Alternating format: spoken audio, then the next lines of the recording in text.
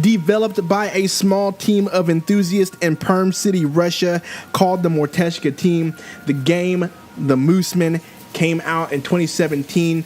It is now coming out on the Nintendo Switch July 19th. And what do I think about this game? Is it good? How does it look? How does it play? Well, let's go ahead and get into the video.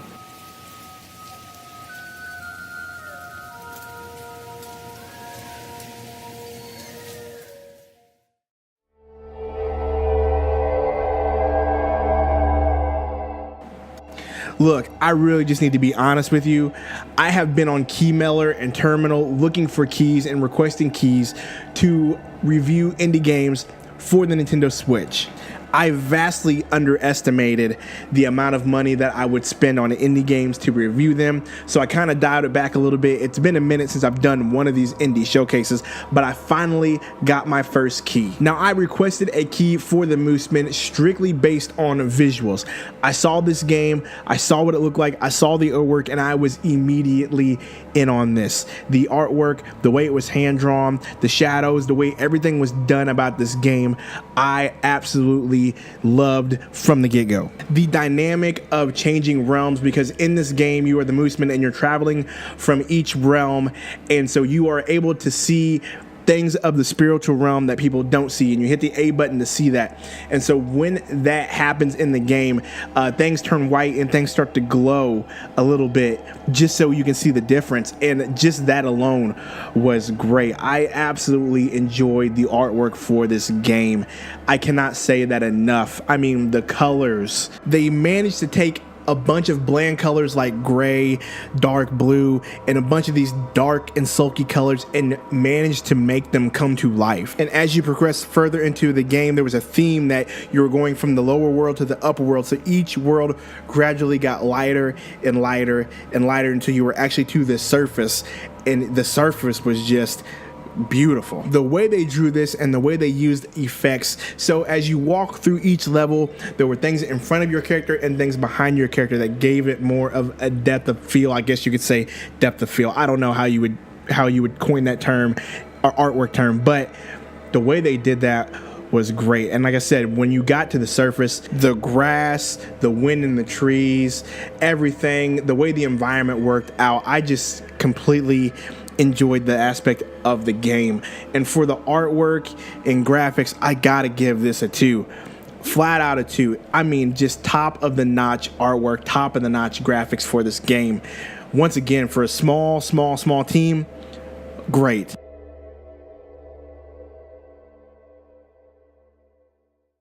Now, it is hard to tell you about the story in this video without spoiling the game.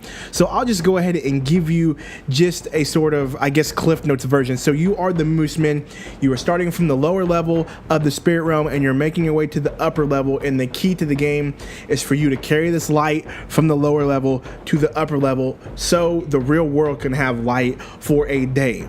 Now, apparently there's 7 of you, and this is just one of the 7 sons of a specific god who have to do this every day. That's pretty much it. Now, there are statues in the game that represent checkpoints, but every checkpoint you can read a bit of the story of the journey. And I found that to be very interesting. So every statue you stopped at, you could press pause and read the story as it goes on. And in between each cut, I guess you could call them cutscenes, there would be somebody speaking, but it would be in a different language, and that language didn't translate until the end of the game to give you the whole story. So you kind of had to go from statue to statue to pick up bits and pieces of this game. And that's all I'm going to say, because if I say anything else, it's just going to spoil it for you. All I have to say is, by the time I got to the end of the journey, it was well worth it. I absolutely enjoyed that story as it came together, because like I said, you don't even know where you are. You're just walking, and that's the beauty of it.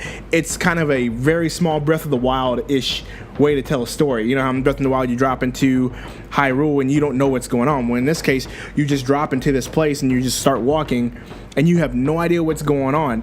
But as you progressively complete each task, get to each different world, it starts to make sense. And I absolutely loved it. And so I'm gonna have to give the story a 2. Great story, great way to tell the story. Enjoyed it.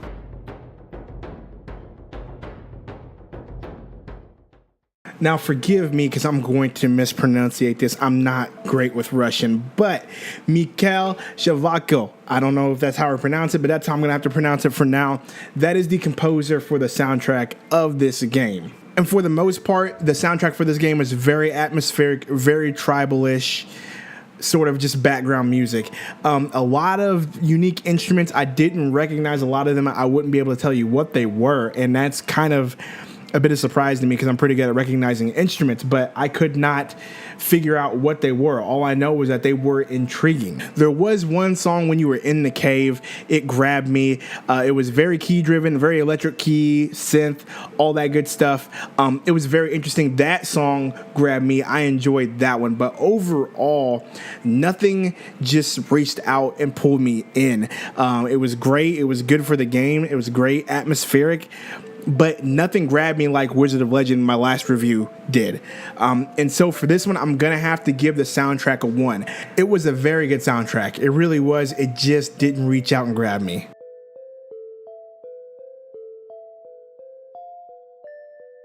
Now, as far as gameplay goes, I mean, it's very simple. You walk from left to right. There are a few puzzles here and there. For the most part, you're going to be walking. And I'm glad that they put an auto walk feature into this game because I was not about to hold the control stick to the right the whole time. If you double tap the right buttons on your left Joy-Con, if you double tap it, they will automatically walk for you. So you can just sit there and lay back and not have to worry about anything and get carpal tunnel in your thumb for holding the stick to the right. So I do appreciate them for that. But as I mentioned, most of the time you're going to be walking, reaching checkpoints. Here and there, you're going to have to defend yourself. Here and there are a few puzzles. But other than that, walking simulator, huge walking simulator. Now, I did enjoy the puzzles. There were 3 major puzzles that I remember. There was one where there was a spider that was attacking you and you had to avoid the spider's attacks while figuring out what order to hit the switches. That was a good one.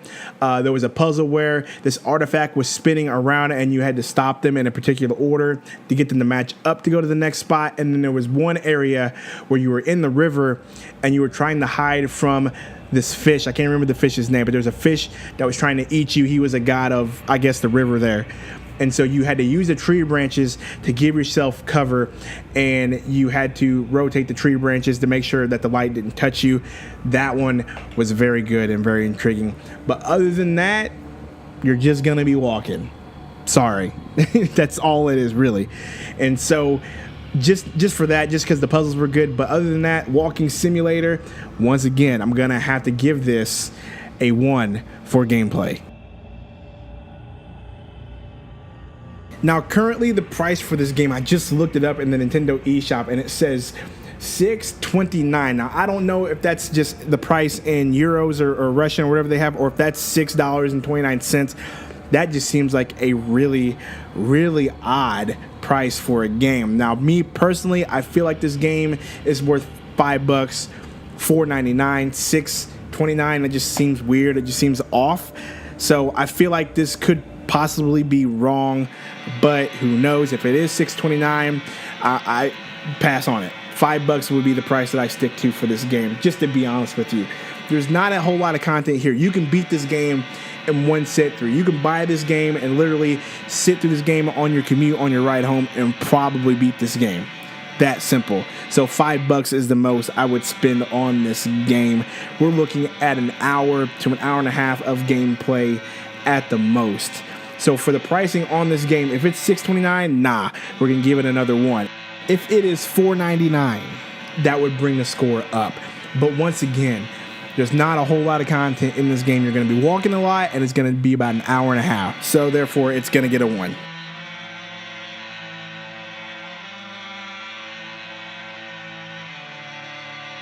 So there you have it. That is 2 for the artwork and graphics, 2 points for the story, 1 point for the music, 1 point for the gameplay, and 1 point for the price, equaling a total of 7 points for this game. This game is a good game, and I'm not just saying that because they gave me a code.